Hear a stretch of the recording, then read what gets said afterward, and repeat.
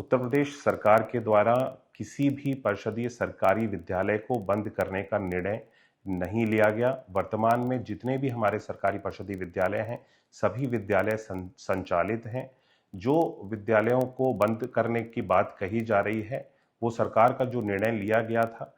कि कम छात्र संख्या वाले जो विद्यालय हैं उसको सबसे पास के विद्यालय में मर्ज कर दिया जाएगा और जो रिक्त विद्यालय है उन विद्यालयों में प्री प्राइमरी की पाठशालाओं को संचालित किया जाएगा, जो कि पहली बार उत्तर प्रदेश सरकार के द्वारा प्री प्राइमरी की कक्षाओं को भी संचालित करने का निर्णय लिया गया है और उन विद्यालयों में बाल वाटिका को वर्तमान में संचालित किया जा रहा है। नकल माफिया और इस तरह के सभी लोगों को संरक्षण देने वाले माननीय अखिलेश यादव जी को पता है पूरी तरह से कि 2027 में उनकी सरकार पुनः बनने नहीं जा रही है। इसके लिए उन्होंने इस तरह का अनर्गल बयान को दे करके आम जनता को भ्रमित करने का प्रयास किया है। शिक्षा जैसे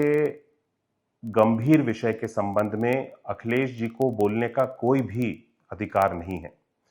क्योंकि स्वर्गीय बाबूजी आदरणीय श्री कल्याण सिंह जी के समय में जिस तरह से शिक्षा व्यवस्था को बनाया गया था, नकल अध्यादेश को ला करके जो परीक्षा की पारदर्शी व्यवस्था बनाई गई थी, माननीय मुलायम सिंह जी की सरकार के आ जाने के बाद में उस नकल अध्यादेश को सबसे पहला जो निर्णय लिया गया था, आधे घंटे के अंदर ही उस नकल अध्यादेश को समाप्त कर दिया गया था और बच्चों के भविष्य को एक बार फिर से अंधकार में ढकेलने का काम किया था। छात्रों के भविष्य के साथ खिलवाड़ करने का समाजवादी पार्टी और समाजवादी पार्टी के साथ में जुड़े हुए सभी लोग, अखिलेश जी के परिवार के सभी लोग जो राजनीति के साथ में जुड़े हुए हैं, उनका एक पुराना इतिहास रहा है जिन्होंने बच्चों के भविष्य के साथ सदैव खिलवाड़ किया है। मैं अखिलेश यादव जी की सरकार में अप्रैल 2014 में उत्तर प्रदेश राज्य इंजीनियरिंग प्रवेश परीक्षा के सॉल्वर गैंग का खुलासा हुआ था। इसके बारे में आप सब लोगों को बताना चाहता हूं। मैं इतिहास बता रहा हूं कि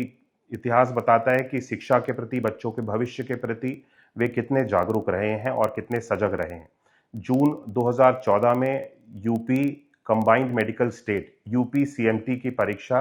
पेपर लीक के चलते रद्द हुआ था। मई 2015 में उत्तर प्रदेश लोक सेवा आयोग यूपीपीएससी की परीक्षा का पेपर लीक, परीक्षा निरस्त हुई थी। मई 2016 में यूपी पॉलिटेक्निक प्रवेश परीक्षा पेपर लीक होने के कारण रद्द करना पड़ा था। नवंबर 2016 में यूपीपीएससी की आरओ एआरओ परीक्षा का पेपर लीक हुआ। आज उत्तर प्रदेश का शिक्षा बजट मैं अगर आप सब लोगों को अवगत कराना चाहूं, जो समाजवादी पार्टी की सरकार के समय में 28,000 करोड़ का मात्र होता था, आज उस शिक्षा बजट को हम सब लोगों ने बढ़ा करके 1,13,000 करोड़ से अधिक तक लेकर के जाने का काम हमारी भारतीय जनता पार्टी की, योगी जी के और मोदी जी के नेतृत्व की सरकार ने आज किया है।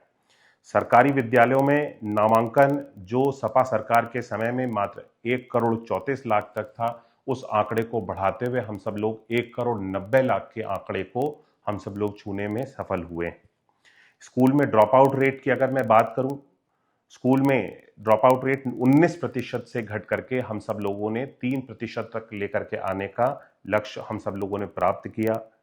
छात्रों की अगर मैं पठन पाठन की बात करूं, उनके कोर्स की, उनके करिकुलम की बात करूं, उसको हम सब लोगों ने बेहतर बनाया है, अच्छा किया है, उसमें वृद्धि की है। बच्चों के लिए इंफ्रास्ट्रक्चर की, विद्यालयों में इंफ्रास्ट्रक्चर की अगर हम सब लोग बात करें, जो परिषदीय विद्यालयों में गरीब बच्चों की माननीय अखिलेश यादव जी जो बात कर रहे हैं कि समाज के निम्न वर्ग का बच्चा जिन विद्यालयों में जाता है वो परिषदीय विद्यालय होते हैं, उन विद्यालयों की अगर मैं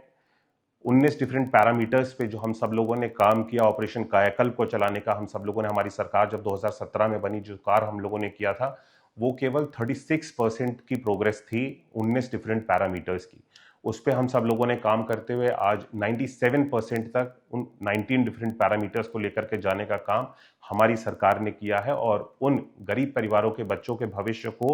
और बेहतर बनाने का काम हमारी सरकार कर रही है और निरंतर करती रहेगी। मैं माननीय अखिलेश यादव जी से कहना चाहूँगा, जो स्वयं जिन्होंने अपने बयान में ये स्वीकार किया है कि बच्चे परीक्षाओं में नकल करके ही पास होते हैं, वे उनका स्वयं का ये कहा हुआ बयान है, वे बच्चों के भविष्य के साथ खिलवाड़ करने के प्रयास ना करें और अपने अनर्गल बयानों से आम जन को, देश की जनता को भ्रमित करने का प्रयास ना करें। मैं आप सब लोगों के सामने ये बात प्रस्तुत करने के लिए, आज सच्चाई को प्रस्तुत करने के लिए आप सब लोगों के सामने उपस्थित हुआ। बहुत बहुत धन्यवाद।